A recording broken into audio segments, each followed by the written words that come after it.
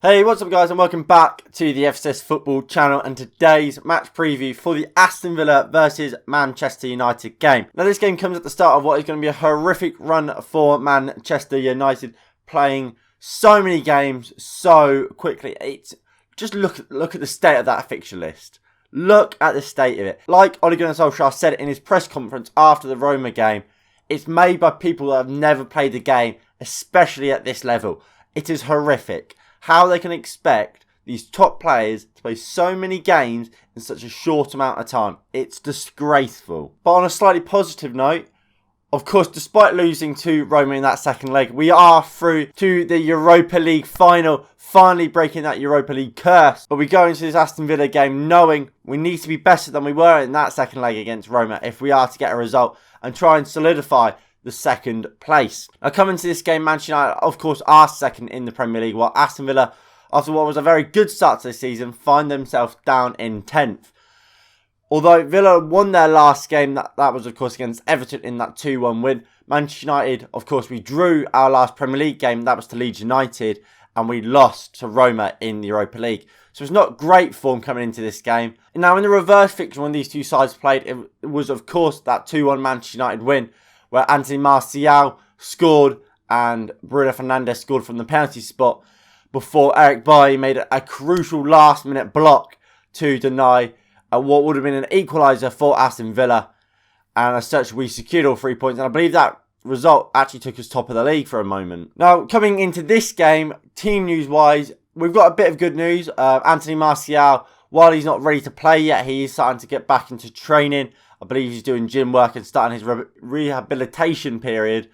And there is hopes that he will be able to feature to the latter end of this season or this month. Dan James, we also don't know where he currently lies fitness-wise. We know he has a knock and that's why he hasn't been playing. We don't know how serious that really is.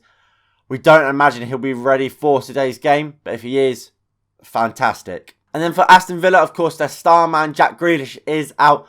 And look, Aston Villa are a completely different animal with Jack Grealish compared to without him. So he will be a big miss for Aston Villa. However, look, they've been without him for a while. They should be able to adapt. They should be there to adapt already. They also are missing Trezeguet, the Egyptian winger. He will also be a miss. Not as much of a miss as, of course, Jack Grealish is. Now, this is the team I would go with if I was Ole Gunnar Solskjaer today. I would go with Dean Henderson in goal. I think David De Gea should be our number one. But I don't think these players can play 3 games so quickly. So I would play Henderson in this game. Then the Leicester and Liverpool game, I would throw out David De Gea. Back 4, I think we've seen against Roma how important our 2 fullbacks are. When Wan-Bissaka and Luke Shaw came off against Roma, we went to absolute shit defensively. These two kind of have to play for me. So I would go with them too. In centre-back, I would go for Lindelof and Tuanzebe. I don't think Maguire can and should play all 3 of these games. He needs a rest. And Tuanzebe is a very good centre-back. Bailly, I didn't think played too well against Roma. So you bring Tuanzebe in. He deserves some game time. I think him and Lindelof work together really, really well as well. So I would play both Lindelof and Tuanzebe at centre-back. In the double pivot, I would go with Matic and McTominay.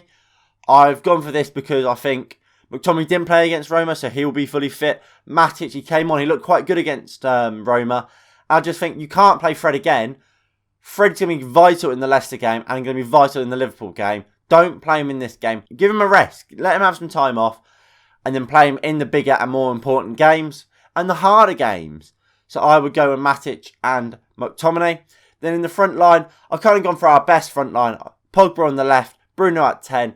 Greenwood on the right and Cavani up top. For me, at the moment, this is our best front line. And look, I just think, try and get some goals. Try and, in the first half, try and put this game out of doubt. Put it to bed. And then you can take off a Bruno. You can take off a Cavani. You can take off a Pogba. You can take them off and then they're rested for the Leicester game. And I think that's the smartest thing to do here. Try and win this game, but then try and get these players off as soon as possible. However, this is the team I think Ole Gunnar Solskjaer will go with. I think he will stick with Maguire. I think we will see Maguire play throughout this terrible run of fixtures. And I don't know how. He plays every minute of every game, Maguire. How he can play so much is concerning. Because clearly he won't be fully fit for him. and we've got Liverpool in the last of them games, I do not want a half-fit Harry Maguire playing against Mohamed Salah. I don't. Because that screams danger. But I think we will probably see it. I think he will go with the normal double pivot of Fred and McTominay. I think, again, we'll probably see this throughout this 3-game period. And I think the same with the front line. I think he will go with Rashford on the right, though. I think that's a big, big issue. I don't think Rashford is playing at his best at the moment.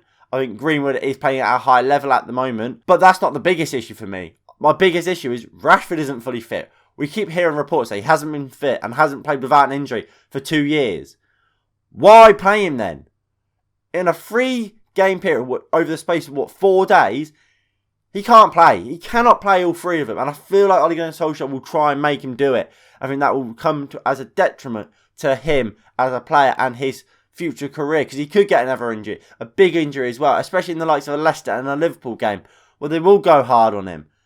I think playing him in this run could be dangerous for him. But I think Ole Gunnar Solskjaer will do it anyway. Then just on the game, look, like I said, while Villa aren't as great without Grealish as they are with him, they aren't a team to just disregard. They are a good side. They beat Everton. We know Everton are a good side as well. While we should beat them, there's no guarantees of it, especially with this fixture list. We don't know what type of lineup Ole Gunnar Solskjaer will go with. I think my team should be enough to get the job done.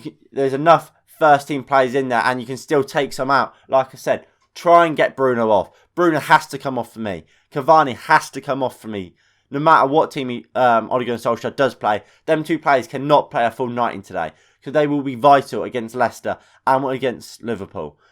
So for me, they can't play the full 90s and they have to come off. So let's make sure we start a strong team. Let's get the game won in the first half hour or first half.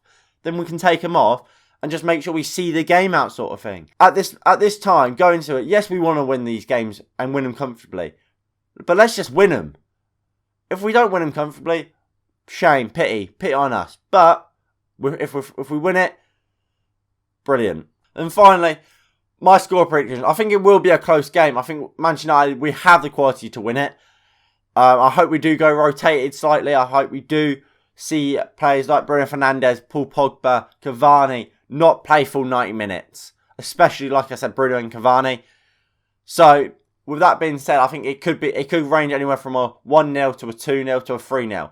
It could be anywhere sort of like that. When it just comes to our scoring, they could get one, they could not. Who knows? I'm going to go for a 2-1 Manchester United win though. I think we will start well. I think we'll score a few early goals. And then hopefully we'll take these players off. And then they might get one back. But I don't think it will be enough. And I think we'll always be a threat against this Villa side. Who, like I said, are a very good team. So that's going to be my prediction. Let me know yours down below in the comments down below. If you have enjoyed this video, please do hit that like button. And subscribe if you are new and you haven't already. Alright, that's going to be it from me. Please do tune in for the watch along. Your details for that are on the side. Anyway, like I said, thank you all for watching. And I will see you all in the next one in a bit. Peace.